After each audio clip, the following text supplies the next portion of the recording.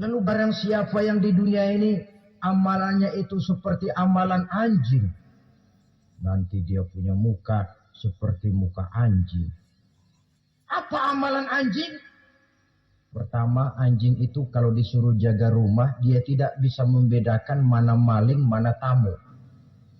Biar yang datang maling, kalau bawa tulang, anjing kalem. Yang kedua, anjing itu akan setia kepada siapa saja yang memberinya roti. Siapa yang memberinya roti, itulah majikannya. Apa kata majikannya, pasti dia laksanakan. Soal benar atau salah, dia tidak peduli. Setelah anjing dapat roti, dia tidak punya pilihan lain kecuali bilang, abdi mah kumaha juragan wae ayeuna mah. Saudara hadirin yang saya hormati, berkumpul di padang mahsyar, tiap orang sibuk dengan persoalannya masing-masing.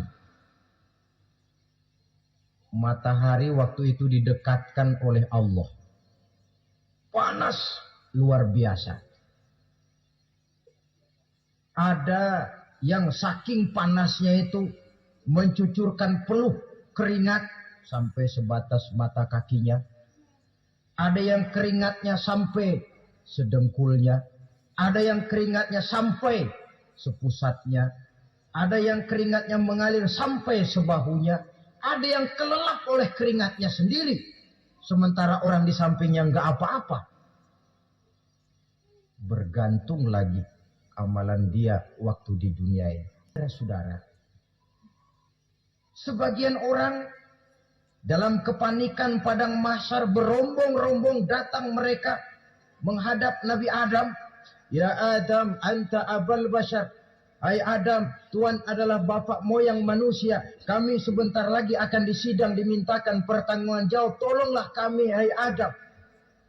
Kata Nabi Adam, jangankan nolongin sampean, saya sendiri tanggung jawab di hadapan Allah ketika dulu tidak boleh makan khuldi, saya serobot.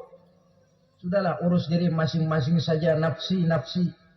Begitu kata Nabi Nuh, begitu kata Nabi Ibrahim. Tiap orang bertanggung jawab sendiri-sendiri.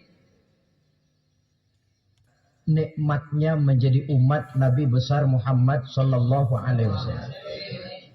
Sebab apa? Walaupun menurut abjad kita ini umat paling belakang kita ini toh, karena Nabi Muhammad adalah Nabi akhir.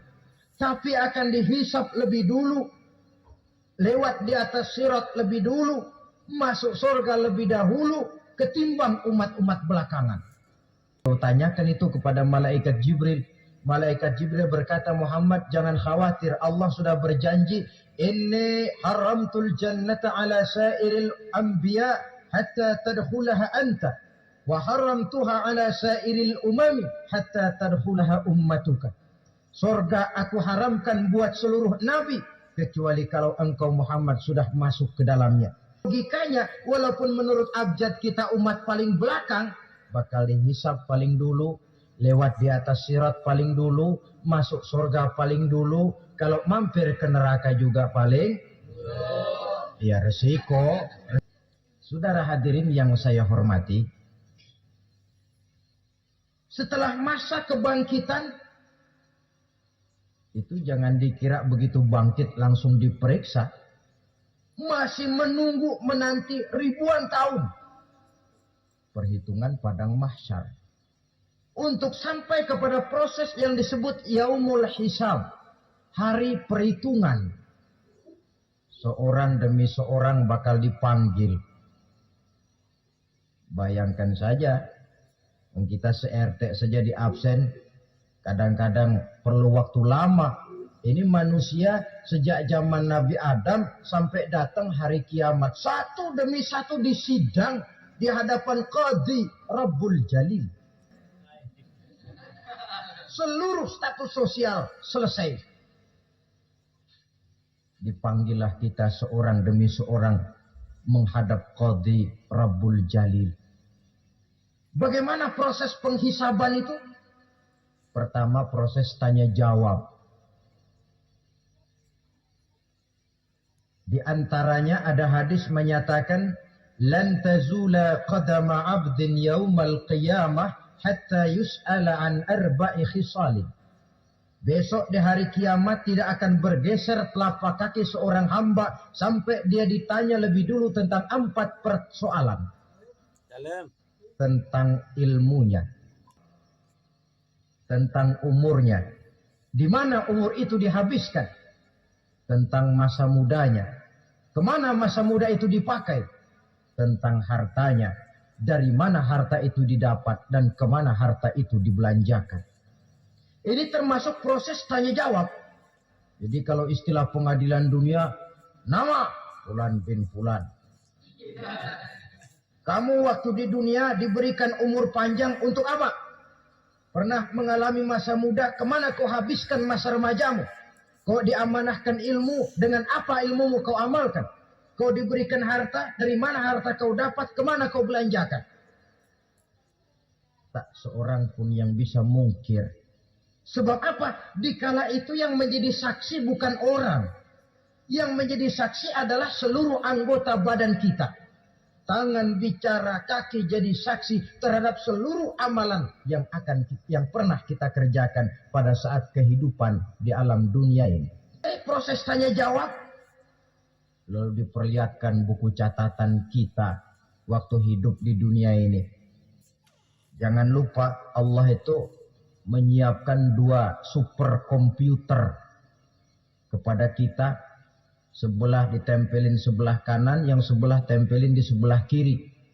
Komputer itu namanya Raqib dan Atid, 2 malaikat yang apabila baik kita lakukan, refleks saja akan menulis kebajikan kita.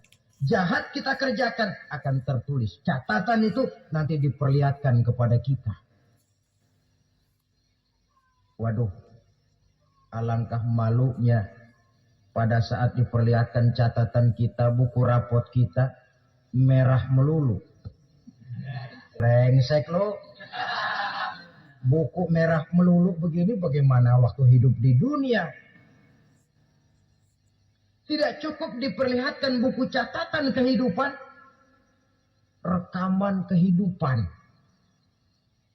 Rekaman kehidupan kita secara utuh sejak terlahir sampai ajal datang merenggut nyawa. Barangkali mirip dengan video sekarang ini, di mana terekam dengan baik seluruh kegiatan kita sejak yang sekecil-kecilnya sampai kepada yang sebesar-besarnya. Untuk kemudian kita pun menerima balasan. In khairan fa khairun wa in syarran fa syarrun. Kalau baik ya baik balasannya, kalau jahat ya jahat juga balasannya. Catatan-catatan kita diberikan. Kalau banyak kebajikannya diberikan di tangan kanan dengan cara yang halus. Kalau banyak kejahatannya diberikan dari sebelah kiri atau dilempar dari belakang. Itulah sebabnya sejak di dunia ini kita sudah mohon kepada Allah ketika berwudu membasuh tangan kanan, apa kita bilang?